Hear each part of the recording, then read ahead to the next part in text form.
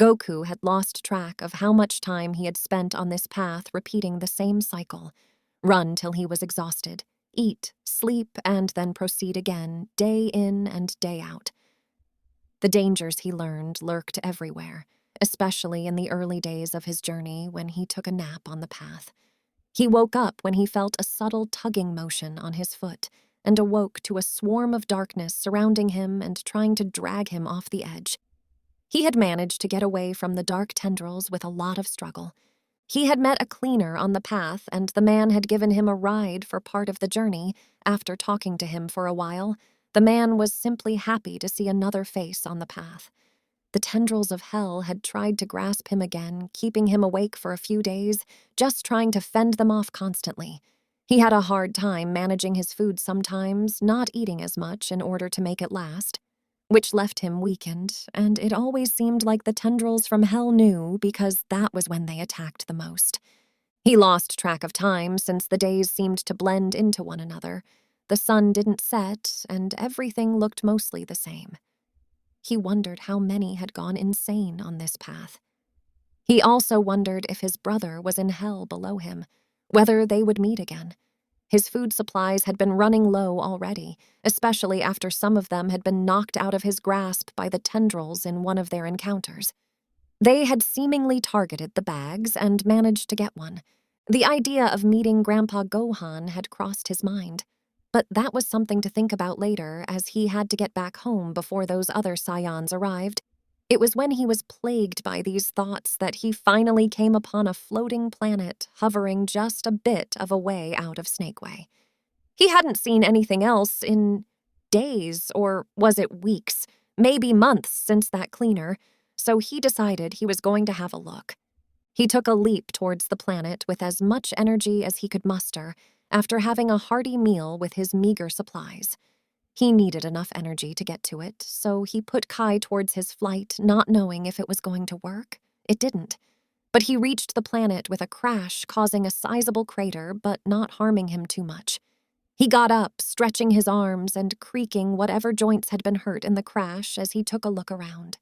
This planet was as small as it looked in the distance, which surprised him, but there was a small house at the far end and a tree, but he couldn't see anyone. He walked towards the house, shouting out, "Hello! Is anyone here?" But no one came out to greet him as he walked around. He did, however, notice something the moment he had set foot on this planet. The gravity of the word was harder than back home. It would have caused him trouble had he not been training back at home, but there was still the slight heft that he could feel. "Ooh, the bloody hell is making noise out there!" King Kai came out in some pajamas, disheveled as if woken up from a nap. Goku stopped in his tracks and turned around, jogging towards the man in such a happy mood. "Wow, is this place yours? It's pretty neat. I saw it when I was running down there and thought it might be a nice place to rest, or to see if this was my destination." "Destination?" King Kai questioned as the sleepiness was leaving him and his vision cleared, and he looked at the man with the aura of a Saiyan, the very same Earth's guardian had spoken about. He looked above his head and saw no halo, causing him to stumble momentarily. "You're not dead?" Goku looked at the man confusedly, pointing at himself. "No, but I almost was. Oh, you must mean that thing Kami was talking about. That this would have been easier had I been dead. It's just you are supposed to be here a few more months, let alone alive. I can't remember if anyone has ever completed the journey here alive before," he muttered, staring at the mortal with a slight shock. "Well, things almost went badly so many times, and did go badly so many times, but I managed to pull through, thanks to Bulma's capsules and Kami sensu beans. I can understand why this path would be hard for anyone else to compete." King Kai nodded, only reminding himself to look more into it later. "So, I'm guessing you are here for your training." Goku was nodding his head eagerly, like a kid in a candy store, barely keeping himself from hopping around. "We have much to do as while you were on your journey. Your opponent has been growing stronger." That settled the cheery tone Goku had as he remembered everyone else that he had left back home.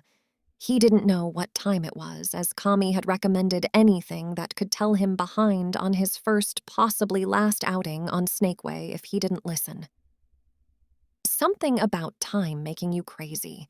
He had smarty chosen to listen, especially with the inner voices of Bulma and Chi-Chi shouting at him to not do anything stupid. How long has it been? Kami looked away, staring over the horizon. A few months, 4 or so, give or take, I'm not sure. He did know, but he didn't want to tell him the exact number. If those scions have grown stronger, then I want to get stronger too. Sensei. It's King Kai, and we can begin your test, he said with a serious edge to his voice. Bubbles, get out here now! Meanwhile, on the other side of the galaxy, a body was sent hurtling through the air before unceremoniously crashing to the ground with a hard thud as the surrounding crowd cheered loudly and the Emperor watched on blankly as Vegeta strolled around in the clearing of the crowd after he had taken his latest victory. Frieza watched on with some amusement and a hint of concern. When Vegeta had started these battles, it had been rather amusing to see him getting thrown about by whoever he had challenged at that time. He would spout off insults to rile them up further to the point of them almost beating him to death. He had come close a few times if the others hadn't intervened, citing how mad Frieza would be if you killed off one of his remains monkeys. So Vegeta was spare. But he always seemed to return even more callous than before, with arrogance not matching his power level itching for another fight. The results always varied. Then he started winning. Zarbon had beaten him rather thoroughly a few times to the point he was kept alive by machines, but he always came back. Frieza found it assuming as he watched on the monitors, eventually showing up in person to see the beatings as soon as Vegeta recovered. It was rather hilarious, till he started seeing him not struggle as much to the point he was feigning Zarbon. It was a worrying development that only seemed to deepen when during the next one he turned on his scouter to confirm a suspicion that he had nagging him. He watched him get beaten down by his latest adversary after nearly defeating Zarbon, which itself had sent a shock throughout his crew, as he was now challenging a group of his soldiers as they engaged in combat. Vegeta was the stronger of the opposing forces and almost scrapped away a win if it wasn't for the interference of Zarbon and Dodoria. That had been annoying to Frieza, but it garnered the same result as Vegeta's power was beaten to near empty before he was sent to the medical wing. But this time Frieza followed. He observed as Vegeta was treated with his scouter never leaving his form, and as he predicted, he saw his power level rise when he gained consciousness. Vegeta had been startled by waking up to the sight of Frieza waiting with a small smile at the edge of the room before turning around and disappearing out of sight. That sent a chill down his spine, because when Frieza took notice of you, it was never good. He hesitantly got up, coming to a sketchy he wanted to test his further improved power, but he didn't want to waste any more time. Today was the day he set off from Earth. Riding on this ship had cut down the travel time that he would have otherwise lost, and his unorthodox method of training had been crude but necessary, as the results seemed to show themselves quickly nicely, if only he hadn't fought for a whole day with anyone but everyone on the ship before Zarbon and Dodoria snuck up on him. Nappa had done some training, but nothing on par with him.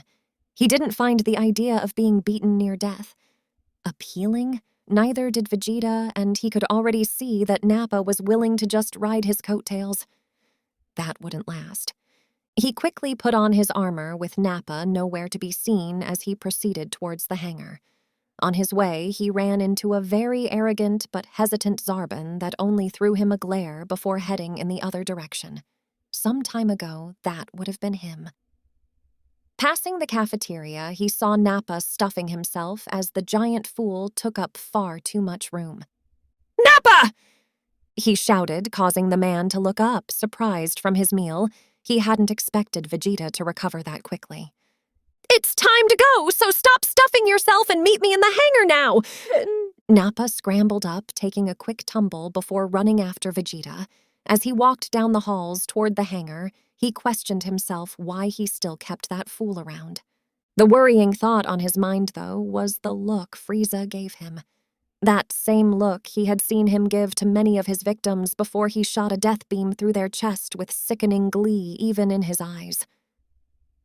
As he walked into the hangar, he saw Frieza standing near his pod as he turned to him slowly. He froze. He just needed more time. Just a little more time, and he would be a legendary Super Saiyan, and then he would wipe that smug smile that Frieza was giving him as he stood to the side to let him approach his pod. Have a safe journey, Vegeta, and your little companion. I look forward to your return. The way Frieza said the statement sent a shiver up his spine. Thank you, my lord, he said, tight-lipped. There was a heaviness hanging in the air between the two of them before Frieza smiled as he turned and walked away once more, parting the gathering crowd that had seen them standing together. He knew it was now or never. He had grown too strong and had forgotten that Frieza was always watching. If he didn't come back a Super Saiyan, he knew Frieza would get rid of him. The only reason he knew they kept them around was as some sort of sick trophies of the genocide he did on planet Vegeta. But Frieza was no fool. Vegeta stretched his body as he took one last glance behind him at the Frieza force before centering himself and hoping into his pod. They were already closer to the solar system of that backwater planet from here. He and Nappa could slingshot closer to finally deal with that backwater scion, to put him in the place he belongs.